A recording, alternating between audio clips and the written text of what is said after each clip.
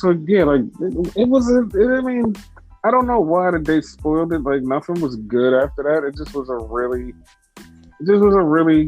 okay movie, and that's the thing. So you But actually yeah, watched it? it, it's a movie, and it got spoiled, and there was no reason to watch the movie. And then everybody has like their immediate conspiracy theories. It's like completely wrong, and it's like, yeah, well, that's not it. Well, while we're on the subject, how do you feel as a comic book movie compared to a regular movie? Do you think comic book movies are played out? Do you think like they're overdone? What's your opinion on them? No, I think that's the new like standard. Like they do so well. Like half the time you can't even tell they're comic book movies. Well, we know because we're fans, but like if you didn't know, like I feel like they'll do just as good. You know what I mean? Yeah, because they're getting a lot of hate for movies, and then as soon as it's a bunch of superheroes together. Like, God, that's what you're happy for, man. Where's the story? It's like, hey, whatever, who cares? It's like, dog, like, have you ever read a comic book? No. Do you know how much we're geeking out because of this? No. All right, then shut the fuck up. Like, it's not that big a deal. I know people are like, well, movies are supposed to be movies in the cinema, and they're supposed to be this. It's like, you know what some of the movies really are? They're just like books in visual form. Uh-huh. Comic book is a book. If it wasn't a book, why would it be in Barnes and Noble? So that's what I'm saying. It's like people automatically jump to the dumbest shit, but like you look at it in a dumbass way. It's like movies are supposed to be art and storytelling. This is just crap. And it's like, do you find crap? Okay, if that's what you think, then that's what you think. But not a 4-year-old or a 6-year-old can't sit there and tell me that they read a Fantastic Four book and knew everything that was going on. I don't mean just like the plot. I mean the story and the explanation of what's happened. The quantum metaphysical realm and shit like that. Like, little kids aren't going to know that. It's for us. Like, we're popping for this. Like, just let us have this. Like, we've been so nerdy that we've been conditioned that this shit is not cool. And now, like, the cool kids are saying, Marvel's not cool. Like, you guys are a bunch of fucking nerds. It's like, dude, yeah, we were always nerds. We always accepted it. We are just coming out the closet like, hey, we're here because it's accepted now. And now you want to push us back in the goddamn closet. Like, hey, wait. We still love this shit. But hey, whatever, fuck you. Like, who gives a shit? Fuck you. But yeah, like, it's the multiverse of madness, and let's go to the multiverse of wrestling. Matches. I'm about to say, ain't we been this that? No, see, I knew that wasn't a thing. So, Backlash, WrestleMania Backlash. Yes, we did not cover that. We weren't going to cover that because it was like, who the hell cares? It wasn't anything that we're going to be like, oh shit, let's watch this or let's talk about this. Surprisingly enough, there were some really good matches on there, and it's like, okay, yeah, there were really good matches. It wasn't just like, oh yeah, just like, oh, shitty matches. It was really good matches to the point where we're like, oh shit, it's actually bearable. But it also, there was no story that progressed throughout the whole show. But it was just like, it was like good matches, but there was no progression of a story. And that always seems to be the thing with these throwaway pay-per-views. They have some banger matches, but throwaway, story. Exactly. Because it started out with Cody versus Seth. And it was a great match. And Cody won because Seth rolled him up. And Cody rolled up Seth and grabbed the tights because Seth had already grabbed the tights. And people like immediately jumped to he's a heel, which I keep telling people, you have to stop jumping to the he's a heel. Like the first thing you do is jump to he's a heel. later on go through a theory, which I know is like probably 100% true. So yeah, I'm just gonna get to that later. But guys, like, stop jumping to he's a heel, which like Cody was not a heel. But I didn't get that vibe. Yeah. And one thing, like, I'm thinking about it this way is like, dude, he feels like he has to do what he has to do to get to the title. Like, so, I mean, he's going to take his little shortcuts to get to the title. And once again, like I said, this is going to play into a story later. You can't jump to the conclusions, people. Like, that's what I'm saying. Plus, as you said, I did it to him first. So, you know, man, do them to others like you do them to you. But do it better. Yes. So that was the first thing. Like, we're not gonna give you a full review, but we'll talk about the matches as they intertwine with Raw. And it's like, okay, yeah. So then we get the Raw and we see RKBRO, which the match, I swear to God, they fucked up because they should have had Randy or Drew pin Roman. Neither one of them pinned anybody, and Roman pinned Riddle. And we're like, okay, well, yeah. And now I'm like, how do we get to the next step? And immediately on Raw, as soon as it opens up, Randy and Riddle are like, we're going to go to SmackDown and challenge the Usos, but we're going to ask the Tribal Chief for the match instead of... And I'm like, oh, okay, well, that's how Randy is going to face Roman. Yeah. And some people are already like, because Roman's not on the poster for Hell in a Cell, are like, yeah, Roman's not going to be at Hell in a Cell. He's definitely not going to be at Hell in a Cell. And it's like, Sam, that's not what that means. Even though he has a lighter schedule, he's not going to be wrestling as much. No, he's going to be in the pay-per-views. It's okay. It's okay, guys. So then Randy and Riddle had a banging match against the Street Profits. Did you enjoy it? Yeah. Yeah, it was really awesome. Probably one of the best matches that whole fucking show. Yeah, like this show had some good, like, it was actually coherent and it wasn't bad and it wasn't like Backlash. People are actually saying Backlash was better than WrestleMania as match quality, and I could kind of agree because there were some good matches better than the WrestleMania versions, but yeah. Match quality, yes. Story now. Yeah, story now. So that was a thing. Yeah. Then they announced later on it's going to be Cody U.S. title, 10 o'clock at night. So, yeah. I was like, okay, that's the thing. Then they had Theory come out on the stage, kind of like the old 80s classic version. And they're like, hey, we're bringing it back for people who are old that know what this is. And I'm like, yeah, I'm that one. Oh, yeah, I am that one. I loved it. Yeah. So Austin said he's going to beat up Cody. And we immediately knew what was happening. We're like, oh, it's definitely just going to be front end. Like, blah, who cares? So then we get the recap of Edge versus AJ.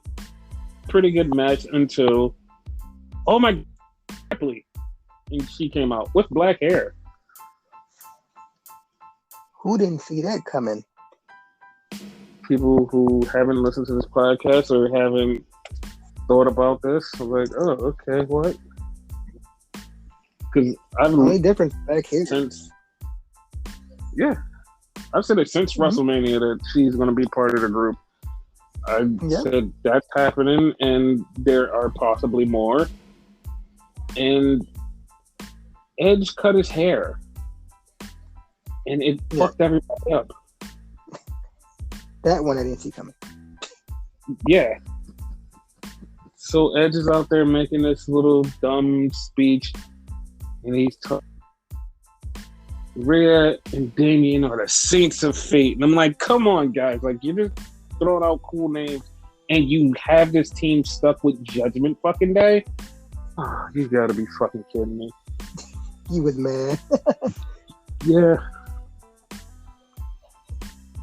And so then Rhea had a match against Liv, and of course it was a good match. And then Rhea beats Liv, and then attacks Liv after the match. And then, taking their sweet ass time, Finn Balor and AJ show up. And they're like, oh, okay, we're gonna beat Damien and Edge. Where did they go? Oh no, they ran away. Finn, you take on Damien with AJ in your corner. Oh, wow. I'm just like, this is so weird how it was structured. It was bad. It was very bad. So then we had Finn versus Damien, and they're having this match, and the match is going. And Finn gets another loss because of DQ. Edge and Judgment Day Saints of Fate pennants beat the shit out of the Balor Club. That's what we're calling them? Okay. So did you notice that Edge said, we want more people to join our cult? Yeah. Yeah, I wonder who else is going to join their cult. Maybe some sort of champ. Yes. So then we get backstage promo with Alpha Academy and Kevin Owens. And Kevin says, my brother is going to be here later on, and my brother is going to wrestle in a match. He's like, wait, what? Yeah, my brother's going to wrestle a match later on. And he's going to wrestle against... I'm like, everybody's like, okay, you have a brother? What? Okay. I wonder how many people actually believe that shit. I hope not many. So then we get almost in the VIP lounge. They're talking about the match they had with Bobby and how they beat Bobby. I was like, okay, because they beat Bobby at Backlash. So they're talking. Alexander comes out and says, I want to be part of the Hurt Locker business again. So then Bobby shows up, beats the shit out of everybody. He kills Cedric Alexander, starts throwing stuff, throws like 80 security guards. I'm like, oh, okay, well, yeah, that's the thing. We have a backstage thing with Sonya Deville, and she's like, I have a match. I don't want to hear what you got to... And he's like, dude, listen, I'm trying to tell you something. I don't care. I have a match. Okay, fine. So Sonya goes out for a match. Adam Pearce comes out and says, hey, listen, as of right now, you're stripped of your power. Also, as of right now, Alexa Bliss. I'm like, okay.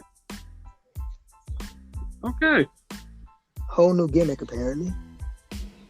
It's a fusion of the last two gimmicks. Yeah. I'm like, oh, okay, well, Alexa beat her in like 10 seconds. Everybody's excited and happy, and it's like, yay! It's happening! She's back! Like, yay! So then we had Ezekiel come to the ring. Ezekiel's ready. And then Kevin's brother Kelvin shows up. And he has a wig on. And his beard has... And he's telling Ezekiel that he's Kevin's brother. And then Kevin gets mad. He can't even keep a straight face. Because Ezekiel immediately goes, hi, Kelvin. How are you doing? And Kevin just... Yeah, Kevin immediately got mad and just started beating the shit out of him. And then the Alpha Academy came and beat the shit out of him with him.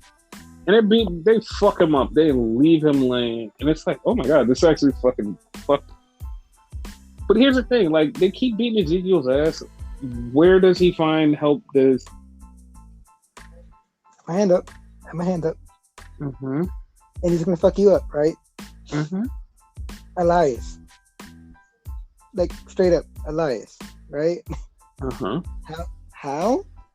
Mm-hmm. He's gonna get someone to basically cosplay as Elias or whatever. Like, I seen a meme or whatever.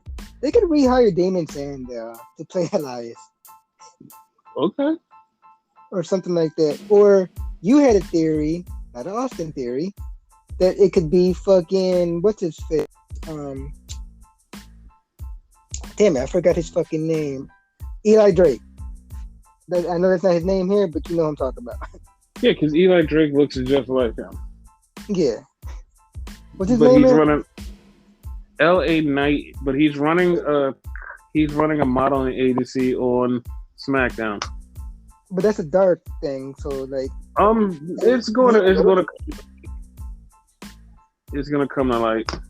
Oh, okay. All right. Because if not, they could go with that too. Either one. Yeah. Them. But regardless, like, it could be someone being Elias, and then like he could get like it could like have the same reaction. Kevin get pissed off like, "You're not Elias. He's Elias." That would be really fucking crazy. And they would like kind of like upgrade this whole thing because eventually him getting mad at fucking Ezekiel's gonna get tired. So get mad at Elias too. Yeah, like it's all gotta end sometime. Yeah. So then we had a backstage thing with Asuka. So Asuka is there and she's talking and she's getting a match later on the night. And here comes Becky. Becky's like, what the fuck? Like, she shouldn't get a title match. She just came back. This is bullshit. This shouldn't happen. This is like, how the fuck is this gonna happen? And Becky says, she's angry. So Asuka says, you were going to be a mommy, but now all you're doing is crying like a baby. I don't know what that was the best line of the whole fucking night. It was so funny because like they're just like you could tell Becky is just having fun with her, and it's just like it's the cutest thing out there. It's so cute. Yeah. So then we get Beer Mahan with Wilo. Because Wilo is Wardlow without the R. He gets beat the fuck up, and Veer just murders him. It's like, okay, are you trying to send a message to Wardlow or something? No. Please tell me people don't actually think that. No. So then we get the American Nightmare, Cody Rhodes. He's ready for his match against Austin Theory for the U.S. title. And everybody just was like, all right, yeah, we know how this is going. There's no difference in this match. We know exactly how this is going. And it went exactly. It would have been funny, but the thing is, they have to keep Cody strong. Plus, they have to advance his storyline with Seth. So it's like, okay, this is why we have to do this, and that's what happened. They let Seth come out and beat the shit out of Cody, fuck him up really bad. Which immediately, as they're fighting out, the ones in the Hell in a Cell. Okay, cool. Who cares? Which this match, at this point, should not have a third match because Cody already won two. So, my opinion, is shouldn't have a third match. I know, but like they don't have any other bad guys to feed to Cody. Like they're just time until like the inevitable title match, so they don't have really anybody to feed to Cody. So they have to feed him somebody. They're like, all right, we have to give him somebody in a match, in a story, and make you kind of feel like, all right, yeah, he's progressing. But it's just Seth over and over and over again. Ciampa probably would have been a good idea. No.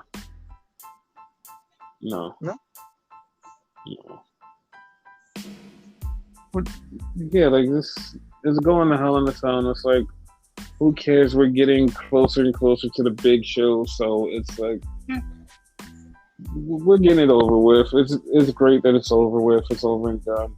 Whatever. Yeah. It's not. I don't know, because like I feel like the fucking AEW thing that I always mention, how they always have fresh new matches, is what WWE, even they go past different parts in the story. Like, yeah, you should just go with something new, but they don't, because they're that, and I'm not gonna complain about it.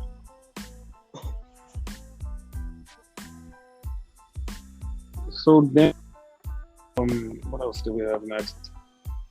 We had a women's match, a women's tag team title match. We had Sasha and Naomi versus Doudrop and Nikki Ash. I seen the ending coming, but I like the way this is going because this is actually story progression for Nikki. Yes. This is story progression, because now Doudrop is like, yo, we could have won if you didn't just try to act like a goddamn superhero and try to win this match on your own. Are you ready to get serious? Like, when you're ready to get serious, we can change this. So, yeah, that's good story progression. And so, Sasha and Naomi was leaving, the Miz came out in a ref suit. It's like, oh my god, wait, what is the Miz doing as a ref? Miz is a ref? What is he refereeing? He was refereeing the next match, which is Ciampa versus Mustafa Ali. And I think you seem to know this beforehand. Yes. And Renegade immediately goes, yeah, why don't he just do the 3 count and just end the match really quick? And for some reason, Miz would not do that until the last minute. And like, all right, 1, 2, 3, Ciampa wins. Okay. So the match lasted kind of long. He should have just did it and be done with it. Exactly. So here's the thing. People are like, Ali is back and Ali is getting buried. This is so bad. Like, look at what they're doing. I'm like, okay, if you pay attention to what they're doing in WWE world, he's not getting buried.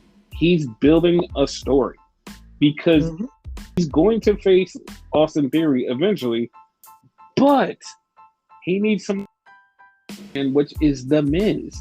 And now that he has a great story with The Miz, he's like, I have to beat The Miz to get the Theory. So that makes sense. Exactly. Because it's Theory's fault that Miz was the referee to begin with, because he talked to McMahon. That's McMahon is like basically his mentor right now or something. So yes, like the end goal is Theory. In the U.S. title, I feel like Ali winning the U.S. title would be the right thing to do. Yes. So he's not getting buried, guys. Like, it's a story. Yes, but people don't see that. So then we get a Lacey Evans promo. And Lacey Evans is on Raw now. Why? I don't know. They're confused. But like, why? So then we get Lashley talking about, hey, next week, steel cage match. So then we get a divorce court thing, but from the divorce, so it doesn't happen. So we get big time. we get Big Time Bex versus. I mean, like she just shows up now. She shows up with Lady Gaga looking gear on, and immediately, like the dumbass fanboys go, "This is the person that's telling AEW they should step up their women's division. What a joke!" But we're having the third match on Raw for women, and the women are all through this fucking show. But like, yeah, go off. Like Dustin even said it. He inspires them to be like the WWE Women's Division. I don't understand why people are so upset. Like, this is a real thing. Like, people want the Women's Division to be better in AEW, and they're like, "No, you can't criticize it." It's like it's just criticization. Please just shut the fuck up. Please just like shut up and just go with the movement. And they're like, "No, this shouldn't happen. This sucks," or whatever. And I'm like, you guys are so idiotic and brain dead. They're like, sometimes you shouldn't have rights to wrestle. I mean, watch wrestling. You shouldn't have rights. Like, they should be taken away from you immediately. So then we have Bianca versus Asuka. And with Becky out there, you knew Becky was going to immediately get in there. Like, the quickness that she got in there, what the fuck? It was like literally 5 minutes, and Becky interfered in a costing Bianca the match, and it was like, what the fuck? Why? So it didn't make any sense because she's like now putting herself back in the title picture, plus like beating the shit out of Asuka. Which, if you honestly think about it, Becky just made Asuka number one contender because she won the number one contenders match.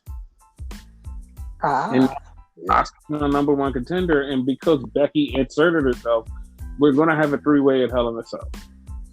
Like, okay, yeah, well, I agree with that. That's okay.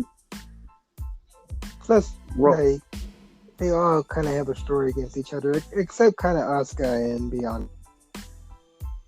Like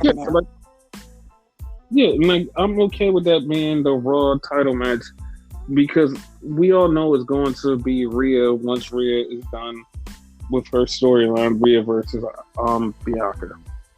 But yeah, it's like, all right, I'm cool with that. Like, I'm totally cool with it. I have no problem with that. Exactly. That's gonna be good. So yeah, that was that.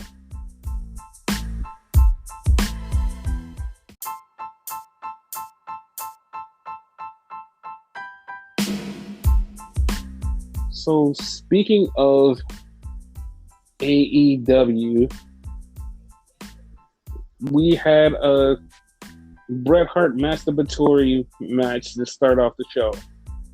And it's so funny that like Hangman Page coined that term, but like it's true. And like there's nothing against Bret Hart. I actually love Bret Hart. But it's true that there's a lot of Bret Hart Masturbatory matches happening here.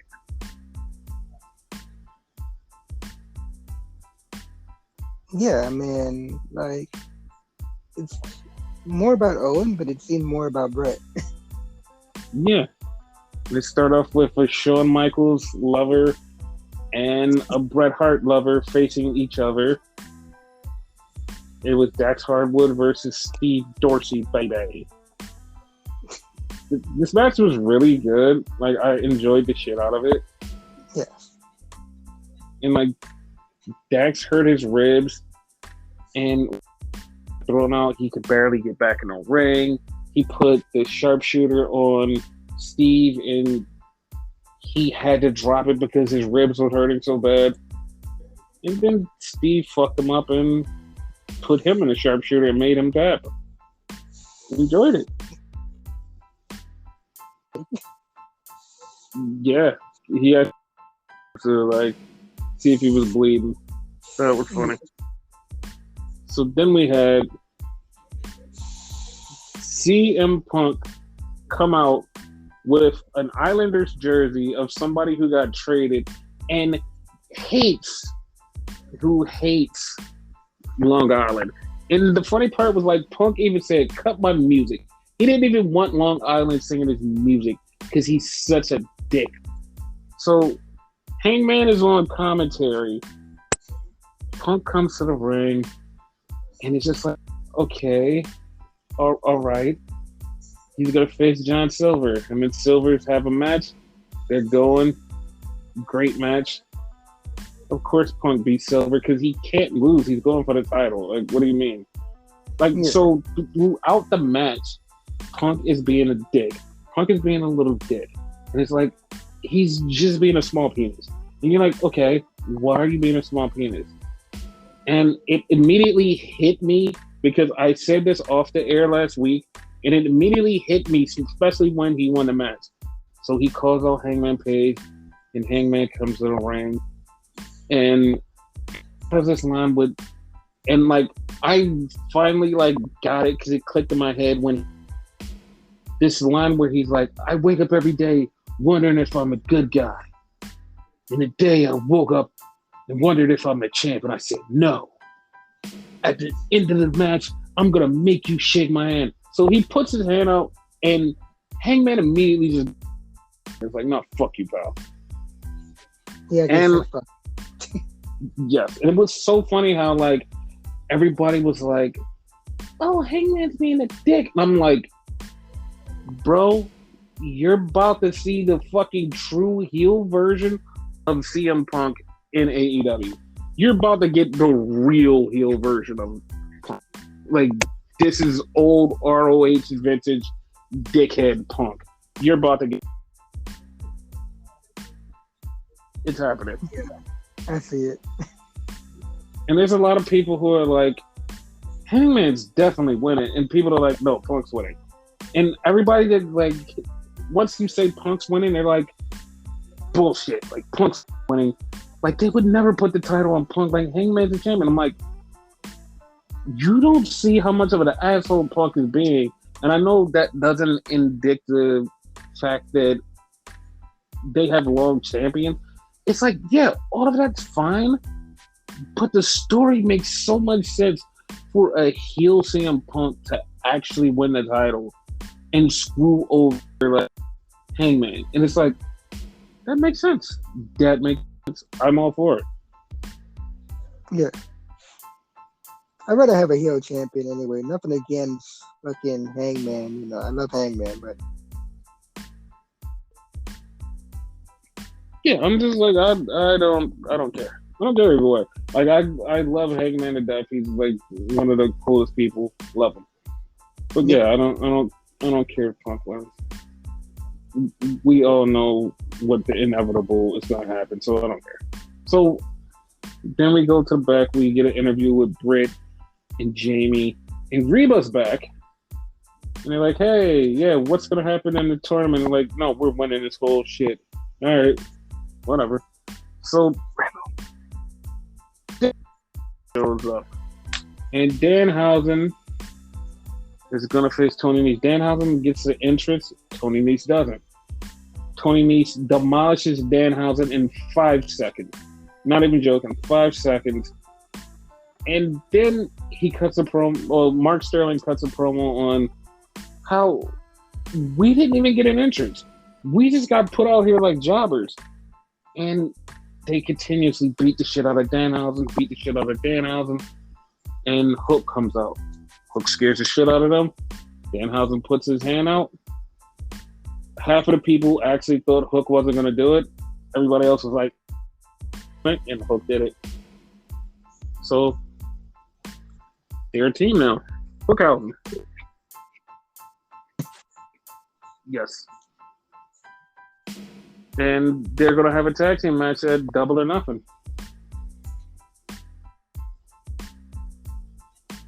So then we had Wardlow in cuffs with a Titan trying to say, boo Wardlow. Boo Wardlow. And Wardlow comes out for this contract signing. He gets there. And then all of a sudden, we get a Dark Side of the Ring thing. And it was very funny because they had the Dark Side of the Ring thing, and Jericho's narrating it, and then all of a sudden he goes, "Wait a minute, this is for MJF. I'm not doing this." And then they say, "Well, he's gonna pay you a lot of money." He's like, "Oh, I'll keep doing it." He like, after all this shit me and this other bitch been through. Oh wait, pay me that much? Never mind. It was really cool. Then they had like old wrestlers like talking about what happened in the whole CM Punk versus MJF story. They even had legendary Jewish wrestler Barry Horowitz. Barry fucking Horowitz, yes. It cracked me up when they said that. And it was just like, yo, this is actually really done well. They had Taz, they had Jake the Snake, and they had like a reenactment of like Punk beaten. And it was really done well. It was done well. I liked it. It was very good. And then MJF, because he's in his hometown, he gets cheered. They fucking cheer the shit out of him. Love him here. This is the only place in the world he gets cheered. Right? So then they're talking about, hey, all right, it's time to sign a contract. Okay. And MJF's like, all right, listen. Here's the thing. Wardlow, you have some conditions. You're gonna get beat by the strap. He's like, you're gonna beat by the strap by me, 10 lashes. And just like when I had Cody Rhodes, the American roller coaster, you're gonna have a cage match. And it was like, wait, this is one of the first times they actually mentioned Cody Rhodes. And it was like, all right. And Shawn Spears is gonna have a cage match versus Wardlow. And after all of that, then we're gonna get MJF. But it's going to be the referee for that cage match. So yeah. Like, I wonder how they're gonna spend this shit. It's gonna be funny because I think MJF is gonna get knocked out, and that's how he's gonna want 1, 2, 3. Because he's gonna get knocked out. He's gonna grab his hand, make him do that, and then it was like just a bunch of Wardlow killing everybody. MJF and Shawn Spears got away. Everybody else died. Now, here's some interesting stuff that came out of that, because he even mentioned it on the 2024. Like, the guy backstage doesn't even want me to mention that. So remember last time I was like, hey, these guys are having beef, Tony and MJF. That's a problem. They're having beef. It's like, so apparently they smoothed it out, kind of. Air quotes that, kind of. Okay. Because it's smoothed out, kind of. They're like kind of working through it. But at the same time, a lot of people in AEW and outside of AEW are like, yeah, in 2024, I'm pretty sure MJF is going to WWE. And people are like, well, what? That is like, his feelings are he wants to go to WWE. And it's like, part of me is like, okay, is this a work? Like, are people just like trying to work it up? Or is he trying to work it up like, oh man, listen, I'm going to go to WWE, so I want more money. I want more money. And a lot of people are like, yeah, like, why would he go to WWE? Why would he go to WWE? Like I've said before, for many people, if that's what you want to do and that's your dream and they're offering you a ton of money, take it. Fucking go. Fucking go. Yeah. Just fucking do it. That's what you want. That's your experience. That's what you want. Fucking do it. The problem with MJF is going is MJF is everything that Vince likes, and he is like the Miz in a younger version. I swear on everything that if that happens, Vince is just going to love that child, and he's going to be the new Miz. There's not going to be anything nobody can do about it. He's going to be the new Miz, and he's going to irritate the fuck out of everybody. That's and like I'm going to hate him even more, but it's just like whatever. It's not heel hate. It's gonna be actual hate. Yes, but like I said, I don't know. Like me, I always look at everything as a work. If there's more signs that point me to him going to WWE in 2024, we'll see. But like, the more and more you say it out your mouth, the more and more you try to get people to think about it, the more and more you push for this, is the more and more I'm like, I don't know. I feel like you're working yourself, and like that's what I'm like. I don't know, because I feel like this is it, where it's like, oh wait, no, it's definitely happened. He pushing it to your face, where it's like, nah, it's not gonna happen. That's how I feel. Yeah. I don't know. Like, could happen, could not happen, but the more he keeps fucking with us, the more it seems like it's not gonna happen. Mm-hmm. So then we have a Samoa Joe promo about him versus the Joker, and Sanjay Dutt like, it's not Jay Lethal, it's not Satnam Singh, it's not me. Who is it, Joe? I was like, what? Why? Like, I was so confused because it's like they have Joe talking about the Joker, and then these three guys are like, we're not the Joker. And it's like, so what was the point in all of this? Like, why? Like, like something that happens later on, probably, like, I probably definitely agree that one of them is probably the Joker. Just like, what the fuck? So then we had Ricky Starks versus Jungle Boy. And it's like, okay, if Jungle Boy wins, he wins the title. If Ricky wins, he wins the tag team title opportunity for him and Powerhouse Hobbs. So the match is going. And then all of a sudden, like, Swerve comes down. And Swerve is trying to stop Ricky from doing whatever's going on. And oh my God, he causes Jungle Boy the match. Jungle Boy loses 1, 2, 3. Now Ricky Stark's like, dude, what the fuck? Like, yo, what's happening? And you immediately, like, because I said this last week, it's a triple threat for the tag titles. It's Swerve and Keith Lee, Jurassic Express, and Hobbs and Starks. It's a triple threat. And that's exactly what he did. Didn't something happen where last week, where we was talking about long-term storytelling and how stuff should actually be? This was a shot of how it actually should be. Because Jurassic Luchasaurus goes out, he's looking at everybody out there, and Jungle Boy is sad. He's looking at the other side of the ropes. Christian slowly walks over to him, taps him on the shoulder. Jungle Boy gets startled. The two of them are in the ring.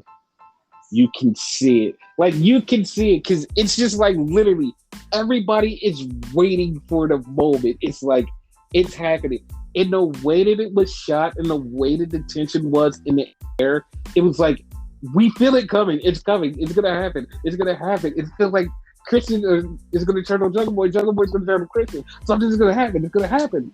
And the fact that they keep playing it up, they keep saying it over and over and over again, it's like literally in your face to the point where it's like, if you're dumb or blind, you're not seeing it. But if you're just a human being that actually watches TV, you're like, oh, I see it. I see it. It's right there. Something's going to happen. I need to tune into this segment because I want to know what's going to happen between the two of them. Exactly. Was it me or did he tap him? The funny part was like he tapped, but the way Jungle Boy responded was like with a little like he kind of just like turned really hard, like, who the fuck is that? And he was like, he had his fist balled up, and then he was like, "Oh, it's you." And the way that they embraced it wasn't an embrace of like a student teacher embrace. It was like a weird embrace. And Christian didn't like look at him, but he kind of looked away from him when he hugged him. It was like it's all these small little things and pieces of these teases that like, dude, you have to realize that this is a gazillion times better than whatever the fuck they're doing with Julian. Exactly. So then after that, we have the Jericho Jerkoff Society for whatever the fuck they're out there for, to talk shit, and they're just doing shit. And like, I'm not gonna be that guy and get political or get weird into this shit. I'm not gonna do it. But I swear to God, Jericho knows what the fuck he's doing. Like, he knows what the fuck he's doing. And people, like, the people who don't know are just so dumbstruck. And like, it's like, it's just words. It's like, no, I swear to God, he knows what he's doing. Like, is nobody saying this shit? Like, Jericho literally just goes, "I'm a wizard." And like, everybody was like, "Ha, that's a joke." And it's like, dude, do you guys know why that's bad? That sounds bad coming from him. Someone someone that's like as bad as him, like him just saying, "I'm a wizard," and I'm just like, dog, you just can't say that. Like, you can't say that. And like, literally, just like the timeline is just like, "Hey, that was funny. He's a wizard. That's weird." I'm like, are you guys just really that dumb and blind that you don't see like there was implications in those words? And I know somebody out there is like, I don't get it. I'm not going to explain it because I'm not going to go into like, I'm not going to be that kind of podcast, but it's like, it's really dark. It's really dark. It's not really funny dark. It's really dark, human dark. And it's like, dog, you can't keep embracing these little words and invoking this stuff. And it's like, before somebody literally up a million times and be like, dog, you're a bad guy. You're a really bad guy in real life. But it's like, no, I'm just saying words and joking. That didn't sit right with me at all. But moving on. No, the funny part though, not to go too much into it, like, it's been a thing since last week, and I caught on to that last week when he said it with the fireball. Ever since he threw the fireball. Yeah, and I know somebody's gonna be like, dude, but he's just being the Grand Wizard from years ago. That's not the Grand Wizard he's being. That's not the Grand Wizard he's being. just no. Grand on it. No. So they get cut off by Moxley. And like, immediately I'm just angry because I'm like, oh, we're not getting homicide. Like, we're not getting Homicide Hernandez. Like, that sucks. Because they switched it up and now they have Moxley, and of course then here comes Brian and Yuta, and then LAX surrounds them, and the Jericho Jerkoff Society gets their ass beat. William Regal punches Jericho, and so here we go. We have the 5-way. It's going to lead to the blood and guts with the Blackpool Combat Club and LAX against the Jericho Jerkoff Society. Makes sense. Like I said, I mean, it makes sense, but I guess they wanted to keep it in-house instead of bringing in like other people to make the story like longer and cooler. Because it would 100% made it more cooler just because it was the whole LAX experience. That's what makes it cool. Because that never happened before, so yeah. Yeah. But like, in retrospect, they eventually was going to do a Combat Club versus them anyway, the whole wrestler versus sports entertainer thing. Yeah. So they kind of sped through it. Yeah, I know, but like at the same time, it was like I wanted the LAX thing, and I hyped myself up more for that. This is all right. It's not going to be bad. Like, I'm not complaining about it. I just wanted what I wanted. That's all. No, you're right about it. Your way was better because this one they're kind of speeding through it. They're doing reverse. What would be the reverse of fucking long-term booking? It's kind of the reverse of that. Yeah, I mean it's short-term booking. It all makes sense. Like eventually, them getting to this, it all would have made sense. And the other thing about that would be, you would have had more members of the Blackpool Combat Club. That's the only other thing that takes. You would have had more members of the Blackpool Combat Club because you would have had Yuta, and then you would have had 2 more people to join up with the club, probably Moriarty and somebody else, and they'd be like, "Oh, this is insane! This is insane." But and it's but whatever. Yeah. We keep it at this, and I'm not mad at it. No, me neither, but it could have been better. Yeah. So then we had Jamie Hayter versus Toni and Shawn. This was a match. Yeah. This was extremely sexy. This was sexy. They went in there and wrestled. They wrestled just like they used to. And it was just this is wrestling. This is wrestling. This is women's wrestling. This is what I need more of on AEW. And it's you want more of it? No, we're going to give you this one match and it's over. But this match was so great. It had time. They took their time. They beat the shit out of each other. They fucking wrestled. They fucked each other up. This shit was so good. It was technical. It was dirty. It was clean. It was fucking slamming Tony on an apron. It was more of this. And they're like, no, you didn't want of this. I swear she got hurt on that fucking spot. The apron spot. She was holding her back for the rest of the night. But it was really, that match was just so good. It was just so good.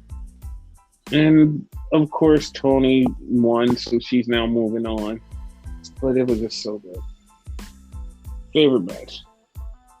So then we had Scorpio Sky talking about how he's gonna beat Frankie, and then Frankie's talking, and Sammy comes out and says, "Hey, you gonna something? You gonna do this? You gonna?" And Frankie was like, "Listen, I'm not a cheater like you. I can keep the rules," or some shit he said. And I was like, all right, whatever, who cares?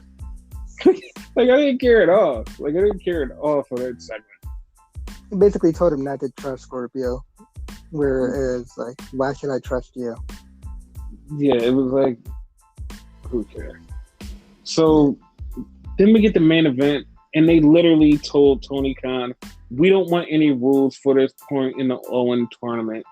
And I literally said, this is literally a masturbatory death thing. And you was like, oh shit. And it was Darby versus Jeff. It immediately started off, as soon as Darby got in the ring, he fucked Jeff up. They fucked each other up. Darby jumped off of a 15-foot ladder in the fucking ring, mind you. 15-foot ladder in the ring. Onto Jeff Hardy in chairs on the outside. If it's in the ring and it goes up 15 feet, the ring is off the fucking floor, probably 4 feet. I mean, not 4 feet, I'm exaggerating, but 3 feet. So you have probably a 20-foot drop onto some fucking ladders and Jeff Hardy. I'm like, this guy's fucking mental. He's fucking mental. He's fucking mental. And it just was every match, especially when it comes to AEW, you know this. Every fucking time it starts, ding ding motherfucker. I couldn't even get that. I was like, ding, what the fuck? Yes. And Jeff Hardy moved one time. Darby was going for the coffin drop. He hit the hardest part of the ring. Jeff Hardy did a swanton onto the fucking steps, the steel steps. Jeff Hardy did a swanton on the steel steps. Yep. And it was so funny how Jeff Hardy won the match with he won with a roll up. A wrestling move won this no holds barred match. Like how? I don't know. And the part was like, the match is over, and next week it's gonna be Steve Dorsey versus Jeff Hardy. So Steve Dorsey comes out, but also the Bucks and Red Dragon come out. So I'm like, oh, okay, cool. And here you go. The predictions for Double or Nothing. Predictions for Double or Nothing is... Oh, by the way, when Darby got rolled up, he got rolled up next to the ladder and his feet got stuck on the ladder, so he couldn't kick out. So that was actually really fun. And his neck. If he would have kicked out, he would have hit his head. Yeah. So, we have the Hardys versus the Bucks. That's happening. And predicting this now, FTR versus Red Dragon for ROH tag titles. Oh, that's going to be good. Yeah, I'm predicting that right now. So, that's the thing.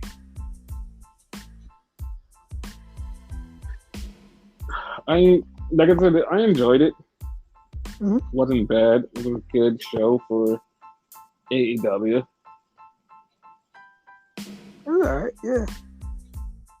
Then we had NXT, which was like literally, I don't know how anybody can yell at WWE for women's matches. It's like, hey, you guys only had 3 matches on Raw. It's like, yeah, if you would have. It was like a gazillion women's matches. It started off with fucking Toxic Extraction versus Roxy and Wendy Chu for the tag titles. And this match was a match because I didn't like how Mandy got in the fucking ring and screwed them over. Them being Wendy and Roxy. Roxy, yeah. Yeah. They got screwed over and they lost. It's like, oh, okay. Well, that's setting up for Wendy Chu versus Mandy. And I'm like, all right, I'm okay with that. And this is why I love Roxy. Not only because she can wrestle, because in the match, she gets hurt. And you're like, okay, whatever. I'm going to explain why this means more later. So then we get Tiffany Stratton and Jason Waller out there buying stuff and saying, hey, we brought stuff and we're now a couple for now, and we're gonna beat up the other people who think that they're a couple too. Like, they're not a couple, they're just 2 people that's gonna fight you.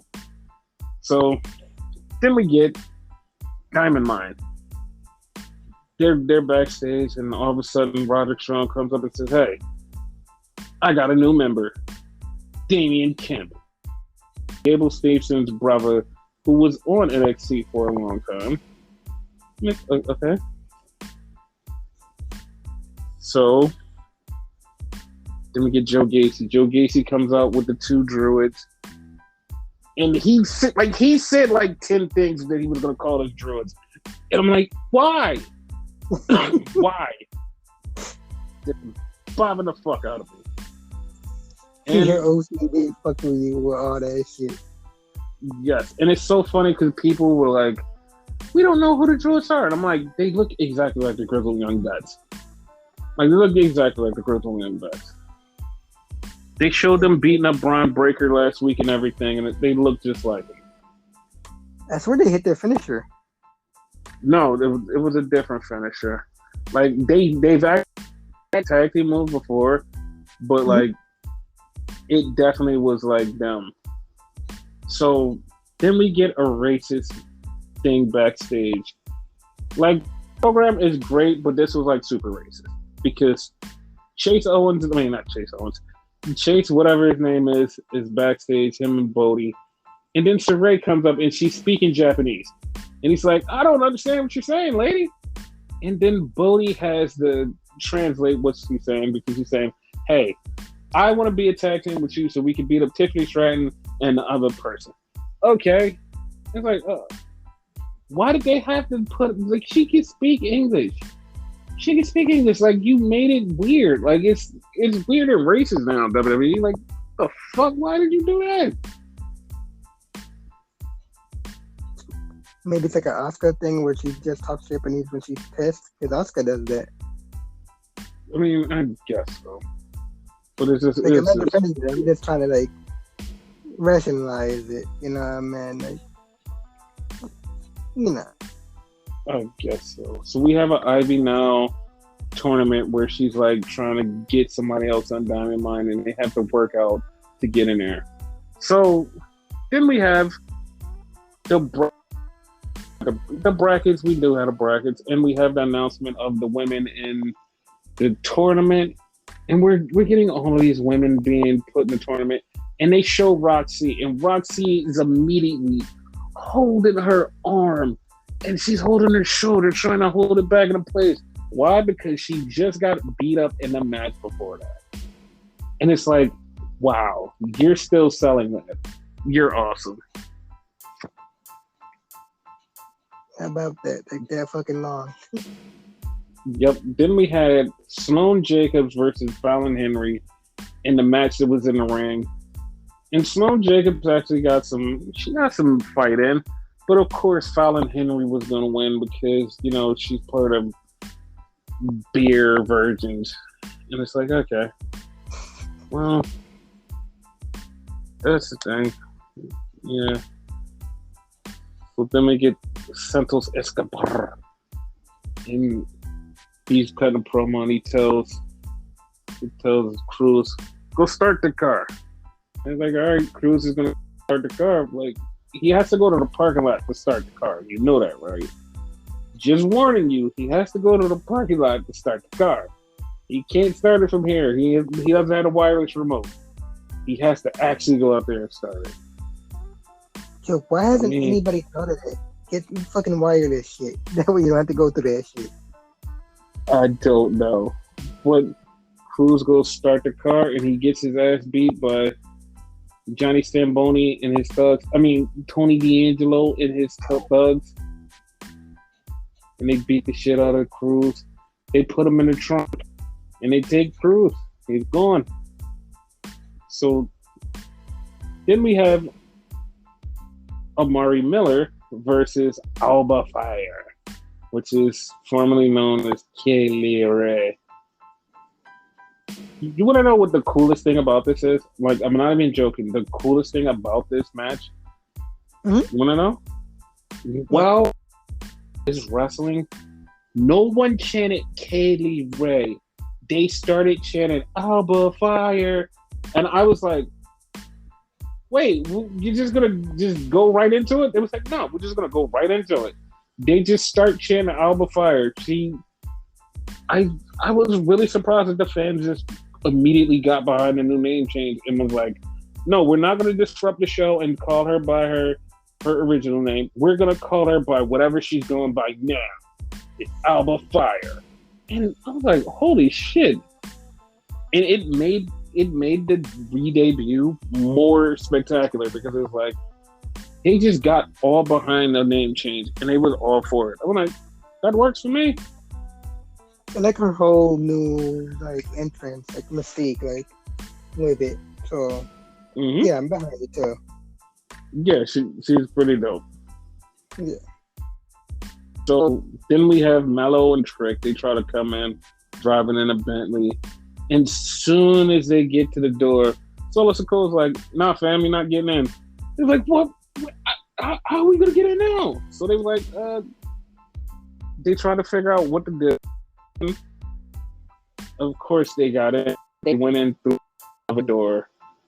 Because as soon as he closed the door, I'm like, how are you not knowing that there's more doors around here? There's got to be a million more doors. I swear I saw at least 2 on their way in there. Yeah. So then we get friend of the show, Cora Jade, cutting a promo on her having a match later on against Natty. I'm like, okay, cool. Then we get Solo Sikoa coming out. And Solo is talking about he's going to be the new champion. And the crowd is behind him. They're chanting Solo's name. They're all for him. I'm like, okay, Oos, you got this. He calls out Cameron Grimes, and Cameron Grimes says, all right, man, we'll fight you. We're going to have this match. And soon as he turns around, Trick and Mello attack Cameron Grimes. But Solo Sikoa helps him out, and it's like, all right, got it. It took a sweet ass time, though. Yeah, he did. So then we go to the parking lot, and Santos Escobar realizes, yo, the car's still running. What the fuck? Why is my car still running? So he calls him, he picks up the phone. He immediately calls Tony D'Angelo. He's like, where's my guy? And Tony D'Angelo's like, where's my guy? Next week we trade. I guess we trade next week then. So next week they're going to trade. I'm like, okay. All right. That was kind of weird. Yeah. I didn't even know they had a match next week. That's what fucked me up. Like, holy shit, they have a match next week? I didn't even know Santos still had the guy. I thought, he, not to fucking be, all meta with it, but he threw him to the fishes or whatever, fuck. No, he basically walk again. That's whatever. So then we get, in the back, we get Nathan Frazier, and he's talking, and then Zion Quinn comes to tell him, I'm going to teach you a lesson for no reason. But before he does that, we get Wesley, and Wesley's like, dog, chill the fuck out. He didn't even do nothing. Me and you got beef. So I'm kind of cool with Nathan Frazier and Wesley being a tag team. I feel like what's his name? Yeah, I forgot his name. Brian. I feel like he should have the fucking Andrew Chase gimmick or whatever, because he's always trying to teach somebody a lesson. I'm gonna teach you a lesson. Like, what the fuck, dude? No one said shit to you. Yeah, I mean, true. So then we get Tiffany Stratton and Grayson Waller coming out for that match. And then we see Saray walking with Andre Chase and Brody. They're walking, and she's untransformed. So all of a sudden, she transforms. Not only does she transform, she transforms Chase into a blue shirt, and she transformed Bodie into her, I guess. I'm very confused. The unmorphed her, apparently, the schoolgirl version of her. It was so funny. It was like, that actually redeemed the racist stuff. And I know somebody's like, how do you redeem racist stuff? It's not, but it made it tolerable. You know what I mean? Yeah. It's still racist, but it made it tolerable. Yeah, it's not that bad. And of course, Chase and Saray won the match because they're cool. But they would have lost, they would have lost points. Yeah. Yeah, because you had that cool ass dumb entrance that made me like it and feel something. And was like, yeah, well, why would you fuck that up? And his girlfriend could do whatever, and people are gonna still like them. It's not that bad. I don't like them. Wait, like them? Wait, you said chasing them? Because I don't like... No. Grayson and his girlfriend, Tiffany Stratton. Oh, yeah, them I don't like. Yeah. So, yeah, that was a match. We had Ivy still running with the boys trying to break them. We get Von Wagner. He gets attacked by Ike Manjiro. Beat the shit up. I'm like, oh, okay. Then we had another match in the tournament. It was Ariana Grace, not Ariana Grande. Her name was, That's great you said that. yeah, her name was Ariana Grace, which is daughter of Santina Marella, and they actually alluded to it when Wade Barrett was like, Beth Phoenix actually likes Ariana Grace. Like, she says they have history. And I'm like, part of me just like went really dumb dark with it. Was like, is that her? I was like, nah, there's no way that could be her daughter. But it was like it was a thought. It popped up. Yeah. So we had a backstage thing too with Indy Hartwell and Mandy, and Mandy kept saying, I feel so sorry for you. I feel so bad for you. And the rest of the girls kept saying, I feel bad for you too. And Mandy was like, I feel bad for you because that would never happen to me. And then she left, and Indy was sad. Indy apparently, I don't know if this is true all the way, but she looks like she got a haircut. Okay. I didn't notice she that. Looks like she has a haircut. She posted it on her Instagram that she has a haircut. So yeah, that's a thing. So we had Nikita Lyons versus Ariana Grace, and of course Nikita Lyons beat Ariana Grace. And I was like, okay.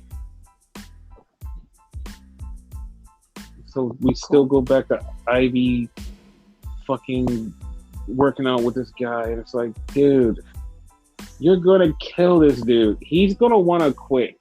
He's definitely gonna want to quit. And you're like, no. We're gonna make her work out with this guy. But why? He's the last guy left, and he's damn near dead. And she's like, no, you're gonna push yourself harder. But no, you're gonna push yourself harder. Keep going. If you want to be in Diamond Mine, you had to keep going. And I'm like, dude, everybody else that wanted to be in Diamond Mine are gone. Like, they're gone. I don't want to be in Diamond Mine after that. Yeah. So then we get the main event. The main event is Cora versus Natty. And I don't know why, but I thought Natty was gonna beat Cora. But Cora beat her. And also, I didn't think this match was going to happen right as quick as it did. You know what I mean? Yeah, you thought it was going to, like, let it simmer for a bit. Yeah, I meant to say Natty beat Cora. But, yeah, like, I didn't think, like, it was going to be over as much as it was. And then, after that, Cora taps out. Natty pulls her to her feet, shakes her hand, and starts crying, as only Natty can do. Because that's a Natty thing. Natty cries for anything. She's a good girl. Yeah. Wow, the way you said that didn't come off great. No. Well, clarify. Like motherly, you know what I mean? Like she's been there for she loves everybody. Yeah, she loves everybody. She's a good mommy. She's Mommy Natty. Yep. Locker room leader and all that when it comes to the women. Her and TJ. Mm-hmm. The two best parts of backstage. Yep. So that was stuff. Cheetah is out of the tournament because she got injured, I want to say in Japan. Not sure. She got injured somewhere. Okay. But yeah, she's definitely not going to be in the tournament, and she's getting replaced by Chris Statlander. Oh. I mean, not bad. Mm-hmm. So Charlotte, after her loss to Ronda Rousey, she will be gone from WWE because she's going to get married. Well, we've seen that coming. Oh no, but I thought she broke her rotation or whatever the fuck they said. Oh no, they doubled down on it too. Like, they definitely doubled down on it. They were like, yeah, like, we thought that it was this, but it's this. So she's out indefinitely. And it's like, dude, she's getting married. Like, we all know. We heard about it. Like, they could have just said it once and double down on it, you know? Yeah, but, like, the thing was, like, the first the first part was like, oh, she'll be out for a couple weeks. It's like, all right, she'll be out for a couple weeks. Then it's like, no. Like, no, not like that. She's out indefinitely. I'm like, dude, we knew this. We knew this was coming. Andrade put it out. It was like, no, we're getting married this summer. We're going to Mexico. That's what it is. I don't give a fuck what anybody says. I'm like, okay. Okay. Way to ruin the storyline we already knew about. Yeah. I was like, all right. Who cares? But yeah, anything else? Impact Wrestling had a pay-per-view, but the only thing really noteworthy, fucking Josh Alexander beat Ishii for New Japan. So you Mia Yim coming back? No, because she just got attacked right here, so. Oh, and you're not also talking about Sami Callihan coming to Impact? Nope, because he beat Moose, and like everyone hates Moose, so that's the thing. Okay, well that's all the Impact stuff we have. So yeah, congratulations on Mia though. Like I could have sworn she would fucking go to AEW. I mean, yeah, like I keep telling people, like there's other promotions you could go to and still live in the States, but everybody's just stuck on AEW. And like, no matter what happens, it's little turmoil in any company with any person. It's immediately they should go to AEW when everybody doesn't want to go to AEW. And I'm like, yes, AEW is fun. Everybody just AEW, and everybody should not be in AEW. Some people should not be in AEW. Like right now, as of now, which could change. It could change. But Cesaro is, I'm cool, fam. He's literally like, I'm cool. He just keeps telling everybody he's cool. Like, there's people out there who are like, yo, we could offer you this much money. He's like, no, I'm worth more. Okay, but if we offer you this much money, he's like, no, I'm. Come on, man, you have to come to our show, or you have to come to this company. He's like, no, I'm cool. I don't really have to do shit. But you don't really have to do shit. I'm sorry. Like, he got money. He ain't got shit to worry about. Yeah, and he feels like if he as a Joker, like I wouldn't be like, oh my god, that blew my mind. Like I'd be like, oh well, that's the thing. And speaking of the Joker, people want Johnny there, and I saw a weird take, and I've been seeing this take a couple of times about Johnny showing up and being in AEW. They're like, okay, if he does go in a tournament, we want Adam Cole so they can have a redoing of their matches in NXT. And half of the people that were saying that were like, wait a minute, you guys were watching NXT and watching them fight? And they're like, yeah, it was like one of the best things in NXT. Okay, that was fine. And then somebody, I don't want to see a NXT 1.5 remix from Tony Khan. I don't want to see that. I just want to see AE. And I was like, I mean, that makes sense. Because it was like, yeah, it's like, I don't want to see it remix from Tony Khan. Like, already. I'm like, okay. Like, I'm not even mad at it. I'm like, all right, whatever. I mean, but like, do it. It'll be a banger. Okay, but how do you feel though?